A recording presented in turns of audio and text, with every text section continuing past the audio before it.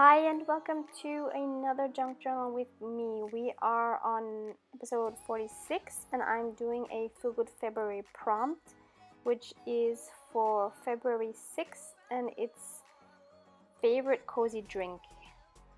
So I have decided to do another watercolor background, and for this one I'm using my koi watercolors that I got from Amazon. You can just find them there if you search for koi watercolors. It is not such a very expensive set, but it's not one of the very cheap ones either, so the quality is fine. So I am mixing here some red and white to make some pink. Surprise, surprise. Loving my pinks. And I wanted this page to also work with the opposite spread on the left side, so I wanted to stay in the pink area. And now I'm just kind of adding the pink in various places on the page and then varying the darkness of the pink so that I just get some variation. And I've said this before, I am a total beginner with watercolors. I started with acrylics, with which I feel much more comfortable, because for me the watercolors are always like you can't control them because of the water. So it's a lot of fun because you can experiment a lot, but at the same time I feel intimidated by them because I never know what is gonna happen. So I'm trying to embrace the unknown and not be such a control freak. So I'm just playing around. So if you are a watercolor expert and you're cringing watching me do this, then I do apologize. But I don't know what I'm doing, so I'm just having fun and playing. And if you are like me and you're kind of intimidated by your watercolors, just take them out and play. What can happen? I mean, yeah, look at how wavy this page is turning. What more can happen than this? Yes, it could soak through and make a hole, but then you cover the hole up with something, right? So nothing can happen. Just take them out and play and enjoy them, and enjoy not knowing where they're going to take you, because it's just all fun and your journal is there to experiment. So, you know, what could be a more perfect place? So now I wanted to add some ephemera, and I recently found this lovely box, not even a box, it's like a stand, which is meant for letters, but it's perfect for me to sort through some of my ephemera, which is a bit larger.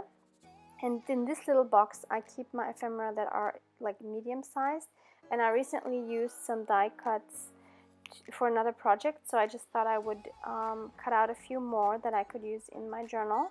So I'm just picking 2 of those. So my storage system for like images and ephemera is like I have one for the bigger ones, which you just saw, this letter stand thing. Then I have this little box for my medium ones, and you will see later I have like a small plastic ones for small pieces and some sticker flakes. And of course I have my beautiful Paris box, like treasure box for scraps.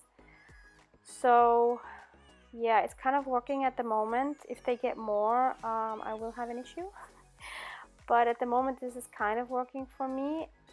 If you have better systems, please share those in the comments below. I think everybody would love to hear what systems people are using, because I think we're all struggling with similar issues with storage if we love hoarding these things.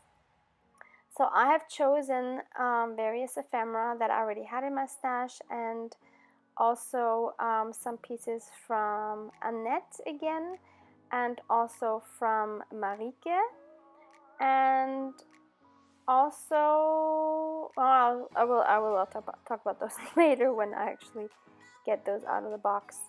So here I'm just using a round sticker, this floral image that I had, that was in a letter set that I just took out. Yeah, and this is for the small ephemera, and these round bits that I really love, I have gotten recently from Raisa, who I've met through Instagram, and we swapped a few things, and that was really cool to meet someone in real life from Instagram. That was the first time I did that, so it's nice to be able to exchange your thoughts and your journals with someone that gets it, because I don't know if you guys have a lot of friends that really get what you're into, because I only have one and the others don't really have this passion that I do.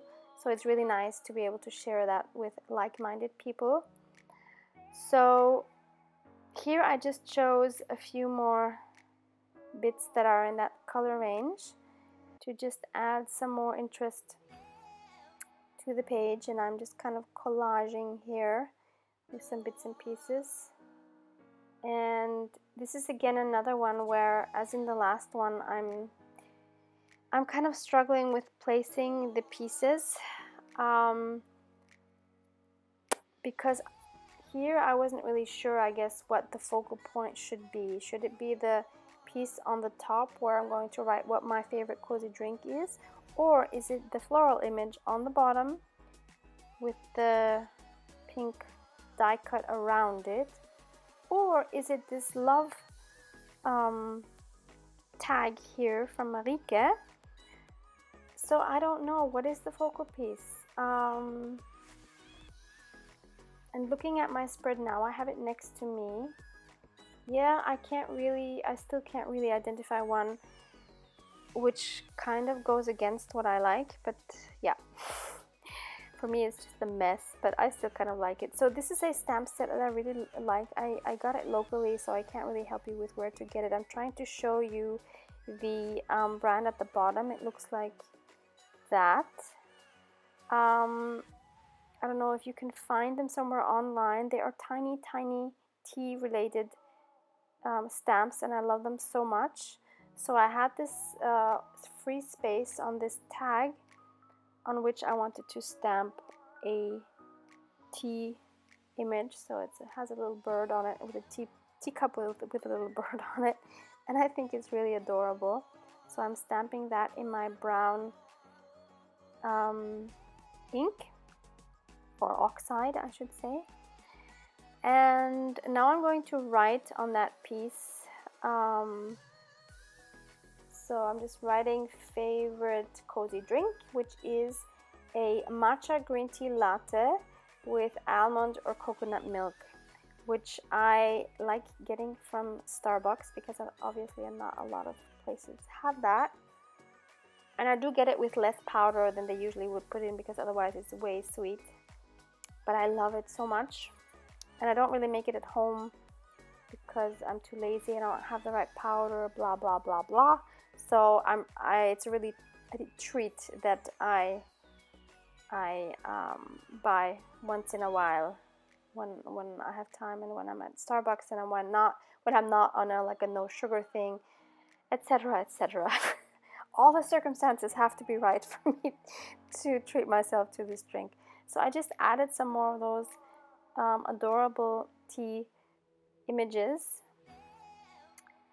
just because I had some space there on the bottom. And I'm going to stick that down, stick everything else down, and then I'm going to have another look at it and evaluate it one more time. And yeah, so after I glued everything down and I kind of stepped back and looked at it, I realized that you see those two pink pieces, the pink die cuts, okay, the heart and the circle, they're both on the right, and for me that wasn't balanced, so I wanted to add another one to form like my favorite triangle that I always talk about, that I think a spread needs. It needs an odd number and perfect on the size of page. I think if it's 3, and if they form a triangle, I think that creates some energy on the page. So that's what I will do here in a moment, and I do that by taking another one of those round circles that I got from Raisa. And yeah, so first I'm picking that die cut piece, and now I'm going to choose another one of those circles on which I then decide to stamp the number 6, because that's what the prompt was for. It was for February 6th. So So that was a very easy way to incorporate another die cut. And I'm using black ink for this because I wanted this 6 to stand out, which is kind of making it into another focal point. I have too many focal points on this page. Yeah, well, that's why I'm not 100% happy with it. It probably would be different if I would have more writing in between, but I didn't really leave any space for writing either, so yeah, it is what it is. So now at the very end, I decided to use my new, very, very new pastel hand lettering pens that I had just gotten that day. And I'm not happy with at all because they don't move with water, so obviously they're not water soluble. I've tried them on various types of paper, including watercolor paper, and they just don't move. So I thought at least I could use them in this spread for coloring in some bits, and once I started I had a hard time to stop because it's so fun. And by the way, they are from a brand I've never heard before called Lovely, who apparently are not experts in their products. So yeah, and they're pastels, which is what really made me want to get them. And my vision was to, of course, use them with a water brush to make them kind of look like watercolors, but now they just look like markers. Yeah, oh well. I do have some lovely Tombow markers, which I really, really love. I should have just left it at that, but it was the pastels that really caught my attention. So here I'm just coloring, oh my gosh, coloring in those tea stamps, and this I think now concludes the spreads. I got my dose of pink for today. And wishing you a lovely, lovely rest of your day, and hope to see you next time. Thank you. Bye.